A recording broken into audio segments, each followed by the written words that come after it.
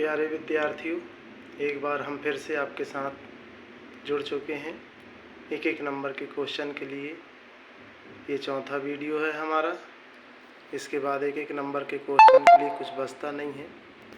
यहाँ पर्याप्त सभी चीज़ें हैं जिनको आप तैयार करके और बहुत अच्छे तरीके से 30 नंबर में बहुत अच्छे नंबर आप ला सकते हैं। अब आप देख रहे होंगे असफलता के बाद सफलता लिखा हुआ है यहाँ पे। ये सबको पता है कि जब हम असफल हों और इसके बाद हम सफल हों, उसका मज़ा ही कुछ और होता है। वो आपको मिलने वाला है कुछ दिन बाद। प्रश्न पत्र में आपको देखने को मिलता है एक प्रश्न 5-6 नंबर के क्वेश्चन में, सत्य असत्य की पहचान कीजिए।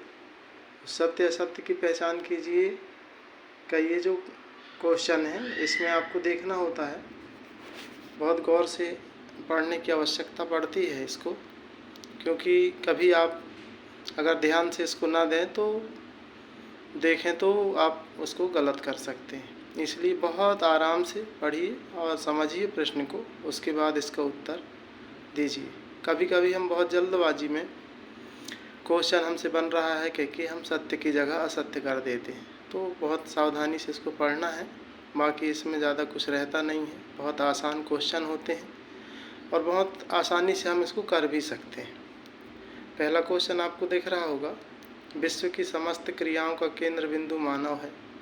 ये सत्य है, क्योंकि मानव के इर्द गिर्द ही सामाजिक, आर्थिक, राजनीतिक सभी प्रकार की क्रियाएं होती रहती हैं। दूसरा क्वेश्चन है, जनसंख्या किसी राष्ट्र का वास्तविक धन है। ये भी सत्य है। तीसरा क्वेश्चन देख रहे होंगे, कार्य करने की क्षमता को उत्पादकता कहते हैं। सत्य है। आय का ऊंचा स्तर मानव विकास का आधार है। ये क्वेश्चन भी सत्य है। अगला क्वेश्चन देखें, सूती वस्त्र उद्योग का जन्म ब्रिटेन में हुआ। ये क्वेश्चन भी सत्य है। विश्व में सर्वाधिक सड़कों का विस्तार संयुक्त राज्य अमेरिका में है। ये क्वेश्चन सत्य है। मुंबई भारत का सबसे बड़ा प्राकृतिक बंदरगाह है। ये क्वेश्चन सत्य है।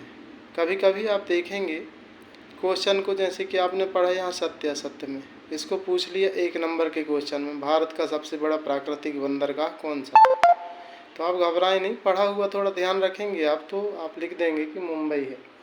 ऐसे क्वेश्चनों को घुमा देता है। बाकी ऐसा नहीं होता है कि आपको क्वेश्चन बने ना, बस आप थोड़ा सा घबराएं ना तो आप आसानी से आंसर दे सकते हैं। अगला क्वेश्चन है, चीन का रेशम मार्ग व्यापार का प्रारंभ माना जाता है। मतलब चीन को है यहाँ पे, चीन जो है यहीं से रेशम मार्ग का व्यापार शुरू हुआ और ये सत्य क्वेश्चन है।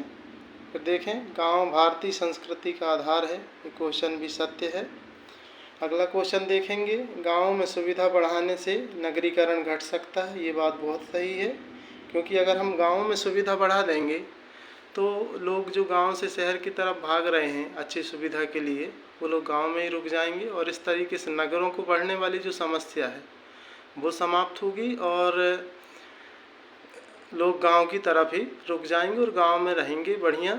तो पर्यावरण शुद्ध मिलेगा, शहरों का पर्यावरण और शहरों में जो समस्याएं उत्पन्न हो रही हैं वो सभी इससे समाप्त होंगी। अगला क्वेश्चन देखें 12 नंबर का, भारत की सबसे ऊंची सड़क मनाली से लेह तक है। ये क्वेश्चन भी सत्य है। क्वेश्चन 1 नंबर में ये भी पूछा जा सकता है कि भारत की सबसे ऊंची सड़क कौन सी है, तो आप लिखेंगे मनाली से लेह तक। अगला क्वेश्चन देखें, पवन हंस भारत की हवाई सेवा है। सत्य है। अगला क्वेश्चन देखें, भारत के द्वारा प्रक्षेपित प्रथम उपग्रह का नाम आर्यभट्ट है। ये कल भी चर्चा हुई थी पिछले वीडियो में हमारी। अगला क्वेश्चन देखें, चार्ल्स बेबेज को कंप्यूटर का पितामह कहा जाता है। मतलब कंप्यूटर का जन्म इनके द्वारा हुआ, जन्मदाता कह सकते हैं, पितामह या पिता। तो ये क्वेश्चन भी सत्य है। फिर अगला क्वेश्चन देखें, ब्राज़ील में कॉफ़ी के बागान को फेजेंडा कहा जाता है। ये क्वेश्चन भी सत्य है। ऐसे क्वेश्चन भी अलग तरीके से पूछ लेते हैं। पूछेगा ब्राज़ील में कॉफ़ी के बागान को किस नाम से जाना जाता है, आप लिख देंगे फेजेंडा।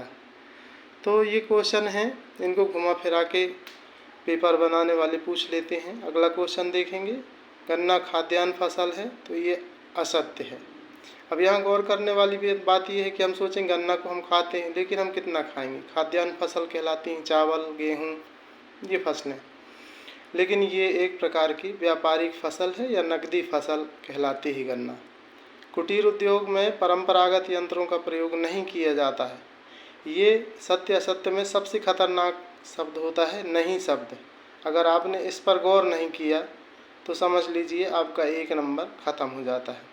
इसलिए जब हम प्रश्नों को पढ़ते हैं तो सत्य असत्य के क्वेश्चन में हमें नहीं को बहुत गौर से ध्यान देना चाहिए कि कहीं इसमें नहीं तो नहीं लिखा है, और फिर उसके बाद उसको समझिए, एनालिसिस कीजिए और उसके बाद फिर आंसर लिखने की ज़रूरत होती है। तो कुटीर उद्योग में परंपरागत यंत्रों का प्रयोग होता है, ये सत्य होगा, और नहीं किया जाता है, ये असत्य होगा। अगला क्वेश्चन देखें, व्यापार एक आधारभूत स्वरूप, फुटकर व्यापार नहीं है। तो व्यापार में आप जानते हैं फुटकर व्यापार भी होता है, और यही आधारभूत स्वरूप है, क्योंकि जो थोक व्यापार होता है उससे हम लोग कोई खरीदी नहीं करते हैं, उससे दुकानदार खरीदी करते हैं। इसलिए व्यापार का आधारभूत स्वरूप फुटकर व्यापार है। यहाँ पर लिखा हुआ है नहीं है, तो ये क्वेश्चन भी असत्य हो जाता है।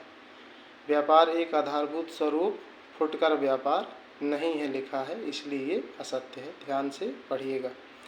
अगला क्वेश्चन देखें, गेहूं की कृषि में मानव श्रम अधिक लगता है। तो ये क्वेश्चन भी असत्य है, क्योंकि गेहूं की कृषि में मानव श्रम अधिक नहीं लगता। चावल की कृषि में मानव श्रम अधिक लगता है, लेकिन गेहूं की कृषि में मानव श्रम कम लगता है।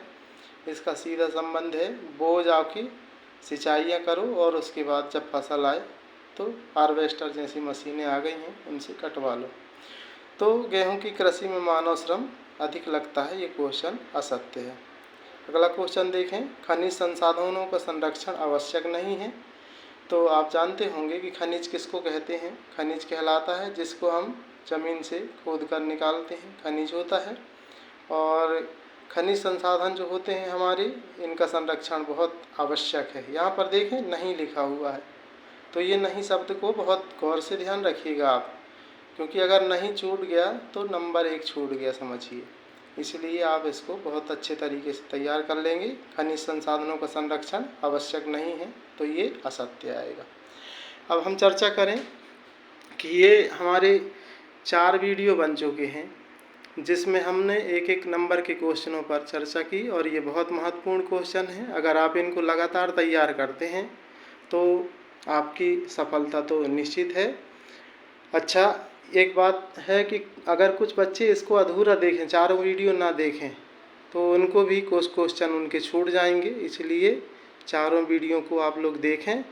इसके लिए अगर आपको नहीं दिखाई दे रहे हैं वीडियो चारों, तो चैनल को आप सब्सक्राइब कर लेंगे अगर, या लाइक कर देंगे, तो हमारे वीडियो आपके सामने दिखने लगेंगे और वो आसपास से वीडियो दिखाई देने लगते हैं। इसलिए आप सब्सक्राइब कर लेंगे तो शायद ये समस्या आपकी सॉल्व हो जाएगी, क्योंकि कुछ बच्चे हमें बता रहे थे कि ये दिखाई नहीं दे रहे हैं वीडियो। तो वो सब्सक्राइब आप करेंगे या लाइक करेंगे तो आपको वीडियो दिखाई देने लगेंगे। 4 वीडियो आप देख लीजिएगा, और इससे आप लोगों को 30 नंबर के जो क्वेश्चन हैं ये बहुत आसान हो जाएंगे, और बहुत अच्छी तरीके से आप जब परीक्षा पे बैठेंगे तो बहुत अच्छा कॉन्फिडेंस बनेगा आपका, और बहुत अच्छे तरीके से आप इसको कर भी सकते हैं। तो शुभकामनाएं आगे के लिए आप लोगों को। इतना ही आज के वीडियो पे, धन्यवाद।